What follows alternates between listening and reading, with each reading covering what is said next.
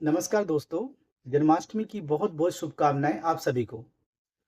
इस साल जन्माष्टमी 16 अगस्त शनिवार को पूरा देश सेलिब्रेट करेगा और भगवान श्री कृष्ण का आशीर्वाद सब पे रहेगा। देखिए, ये एक बहुत ही प्यारा हिंदू फेस्टिवल है। पूरा देश इसे मनाता है।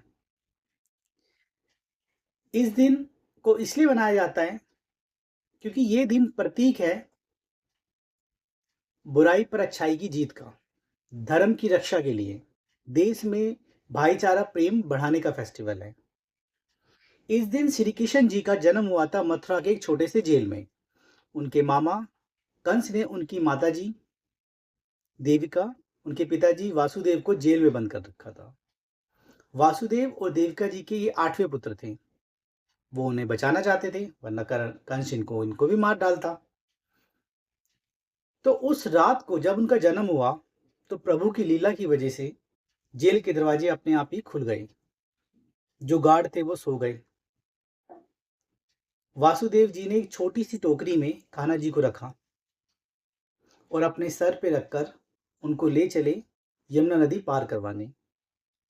बहुत बारिश हो रही थी, बहुत बड़ी यमुना नदी थी और वो टोकरी में उनको रख के सर पे नदी पार करके अपने मित्र नंद बाबा और उनकी पत्नी यशोदा के घर गोकुल में लेकर चले गए ताकि वो कंस से बचे रह सके। जैसे जैसे श्री कृष्ण जी बड़े हुए गोकुल में, उन्होंने अपनी बहुत सारी बाल लीलाएं करी। माखन चोरी किया, गोपियों को सताया, बहुत सारे राक्षसों का वध किया। लेकिन जब वो बांसुरी बजाते थे तो सब लोग मधुरमय हो जाते थे। इतनी प्यारी बांसुरी कि सब कुछ दुख सुख सब भूल जाते थे और उनकी बांसुरी की धुन में लग जाते थे। ना केवल गोपियां, ना केवल बाकी के लोग, बल्कि छोटे छोटे जानवर, गायें, सब कोई। तो बहुत अच्छा त्योहार है ये। देखिए, अगर मैं बात करता हूँ मंदिरों की, तो मंदिरों को विशेष रूप से सजाया जाता है। कीर्तन होते हैं, झांकियाँ निकलती हैं, मंदिरों को साफ किया जाता है। श्री कृष्ण जी की मूर्तियों को नए कपड़े पहनाए जाते हैं, नई ज्वेलरी पहनाई जाती है आर्टिफिशियल। और भक्तों के लिए पंजीरी बनाई जाती है कि जन्म के बाद उनको पंजीरी बांटी जाएगी। मंदिरों को अच्छी तरह से लाइटों से डेकोरेट किया जाता है। कृष्ण जी के गाने मंदिरों में लगाए जाते हैं, आरती होती है। और ऐसा ही माहौल घरों में होता है। छोटे छोटे कान्हा जी को लाते हैं, दूध से दही से उन्हें नहलाते हैं। उनके सिंहासन को, उनके झूले को साफ किया जाता है, नए वस्त्र पहनाए जाते हैं, छोटी छोटी ज्वेलरी लेके आते हैं, उन पे टीका लगाया जाता है और एक छोटे से झूले में बिठाया जाता है। उनकी खाने की फेवरेट चीजें जैसे कि मक्खन, दूध, दही, शहद, तुलसी के पत्ते, ये सब मिठाइयाँ, ये सब उनके सामने रखी जाती हैं। घरों के अंदर लोग व्रत रखते हैं। व्रत 2 प्रकार के होते हैं।